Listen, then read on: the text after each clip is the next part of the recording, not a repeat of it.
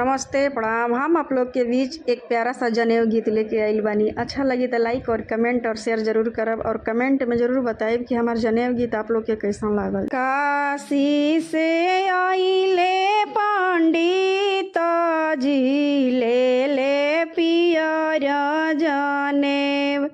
काशी से आइले पंडित जी ले पियर जनेऊ।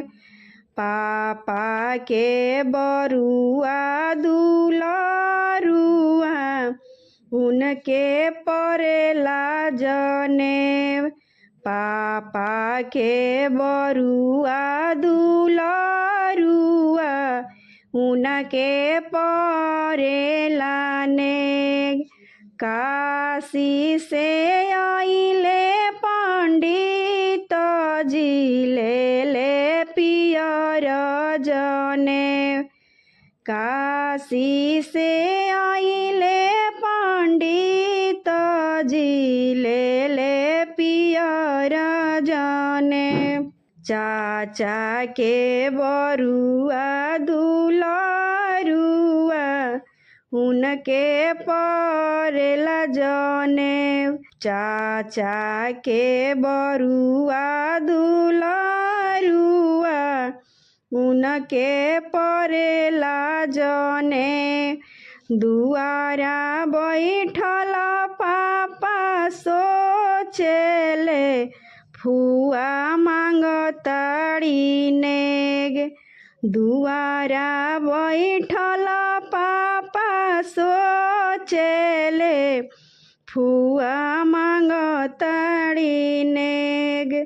दुआरा बैठल चाचा सोचेले फुआ मांगताड़ी नेग। बड़ा भाग भतीजा के जनेऊआ भैया सोना ले बोनेग। बड़ा भाग भतीजा के जनेऊआ भैया सोना ले बोनेग। जे सुनी बोलेली बरुआ के मम्मी बोलिया कढ़ेला करेज। जे सुनी बोलेली बरुआ के चाची बोलिया कढ़ेला करेज। मोरा घरे बेटा के जनेऊआ ननदो के कैसन नेग। मोरा घरे बाबू के जनेऊआ ननदो के कैसन नेग।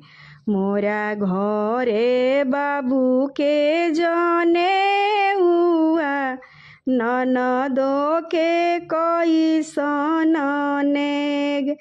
काशी से आइले पंडित जी ले पियर जनेऊ। काशी से आइले पंडित जी ले पियर जनेऊ। पापा के बरुआ दुलरुआ उनके परेला जनेऊ।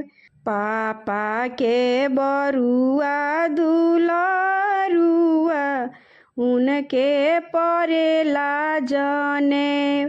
चाचा के बरुआ दुलरुआ उनके परेला जनेऊ।